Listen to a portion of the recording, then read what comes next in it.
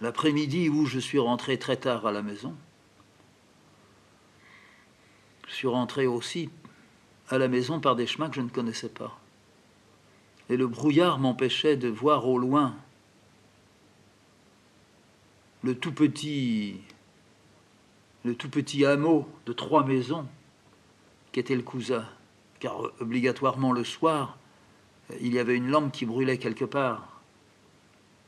Soit dans notre maison parce que Cécile était à la cuisine et que les volets n'étaient pour ainsi dire jamais tirés, soit chez la femme, Denise,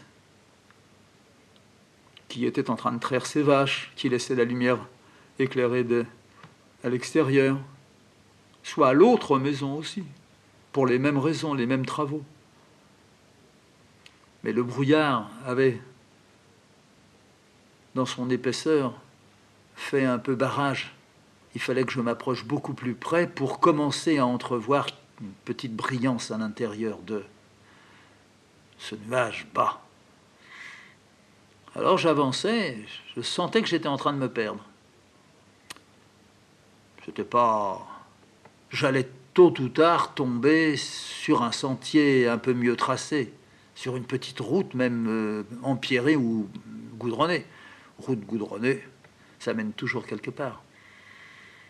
On se perd plus. Et dans la nuit, dans le soir, j'ai entendu un bruit à côté de moi. Je me suis arrêté. J'ai bien entendu. Et l'oreille et le cou. J'ai jamais oublié tout ce que j'ai pu vivre, moi. Alors je me retrouvais à la fois dans la cave, dans le couloir, tout seul parce que mon père n'était pas rentré, ma mère était allée le chercher, il était 11 h du soir. À peu près la même sensation. Tendu, écoutant, voulant à tout prix percevoir, à la fois pour être rassuré et à la place de l'assurance, du calme, la grande douleur qui approchait. Non pas on allait me prendre et me tuer, non. J'ai jamais pensé qu'on allait me tuer. Mais on allait me prendre, ça oui. On allait m'emporter. Ça, j'ai souvent cru qu'on allait m'emporter. Et même quand j'étais dans les bois, j'avais peur de me faire prendre. J'avais raison d'avoir peur. Mais c'était de ça dont j'avais le plus peur. J'avais pas peur de recevoir une balle. J'avais peur de me faire prendre. Ensuite, quand j'ai été dans la véritable armée, quand on est rentré à travers les Vosges, la Lorraine, l'Alsace, tout ça, puis après l'Allemagne, je n'ai jamais eu peur d'être pris. Mais la position qui était la nôtre, dans les bois, ce mélange de réfractaires et de terroristes, ce mélange d'assassins pour certains, d'irréguliers, d'irréductibles, s'ils avaient su comment on était, ils auraient pu nous saisir comme des petits hannetons qui sont sur le dos un peu fatigués et qui sont à la fin de leur vie. On n'était pas tellement sûr de sortir gaillard et vivant de tout ça. Et puis après, ça repartait. On remontait ça.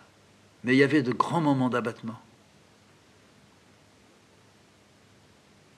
Là, j'avais peur de me faire prendre.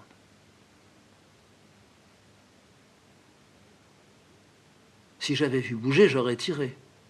Si on avait vu bouger, moi ayant fait du bruit, on m'aurait tiré dessus. Ça me faisait pas peur. C'est me faire saisir qui me faisait peur. Ouais. Vraiment le mot peur.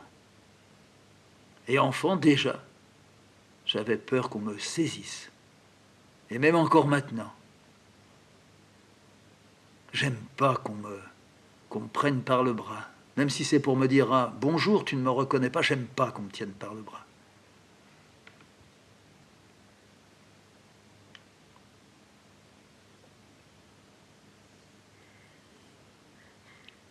Le bruit ou la présence que signalait le bruit que je venais d'entendre là, au milieu des champs, je m'étais perdu, j'avais perdu même le sentier. Et moi qui ai un sens de l'orientation assez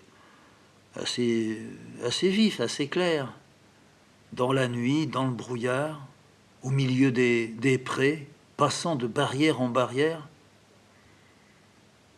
On aurait pu attendre longtemps. J'ai entendu encore. J'ai entendu quelque chose qui, comme moi, certainement, m'avait entendu. Alors j'ai sifflé. J'ai sifflé comme si mon père allait arriver. Comme ça. Ça a toujours été le sifflet de mon père et je l'ai gardé. Et même quand je suis dans la rue, à la Châtre ou ailleurs, et que Cécile est très loin, que je ne savais pas que j'allais la rencontrer, ou à Paris, ou n'importe où, je fais... Il y a qu'elle pour savoir que c'est moi. Tout doucement.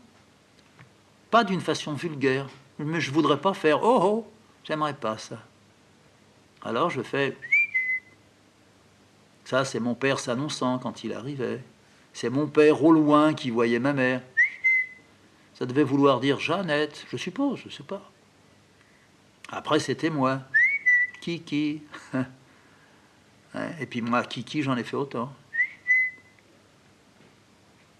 Et un sifflement intime, un sifflement réservé à quelques-uns seulement, y compris à Zaza. Quand elle n'était pas sourde, elle faisait un bond et elle cherchait, elle localisait tout de suite d'où j'étais, d'où venait le sifflet, et elle arrivait comme une petite folle. Je suis là, je suis là, je suis là. J'ai fait, puis j'ai attendu. À ce moment-là, j'ai attendu, mais j'ai entendu. Il y avait du bruit. C'est vrai qu'il y avait du bruit. Donc c'était une bête, ou un homme. Mais un homme, il aurait répondu. Il n'a pas répondu. Alors j'ai raclé la gorge. Viens là, viens.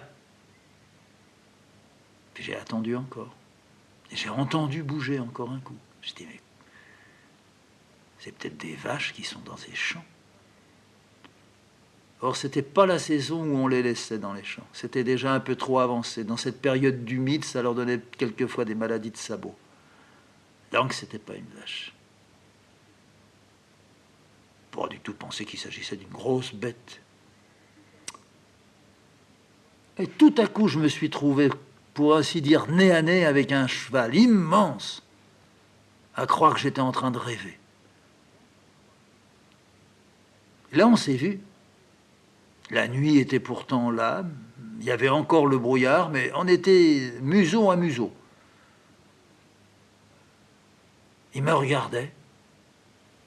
Je dis, ben alors, t'as eu peur? Moi, j'avais aussi un peu peur. Je me demandais ce que t'étais. T'es un cheval. Mais je me suis perdu. Et tu peux pas m'aider. Et il me regardait. Bien sûr qu'il entendait que je parlais. Il comprenait rien de ce que je disais. Ah, si j'avais eu la voix de son maître et les paroles toujours très brèves du maître, comme moi je fais avec Zaza, la soupe, hop, Zaza elle est contente. Tu vas aller faire dodo, hop, elle comprend que c'est pour aller dans son panier. Tu viens avec moi, hop, elle se lève, elle me suit. Et j'avais pas les paroles pour le cheval. Il était plus étranger qu'une barrière. Il a tourné le dos, il a tourné les sabots, et puis il a marché dans le pré. Je l'ai suivi. Et j'ai bien fait de le suivre. Je suis arrivé à une autre barrière. Et l'autre barrière, quand je l'ai vu passer, elle donnait sur une petite route. Toute petite, mais une petite route. J'ai fait quelques vingtaines, trentaines de mètres dessus, j'ai tout de suite retrouvé où j'étais.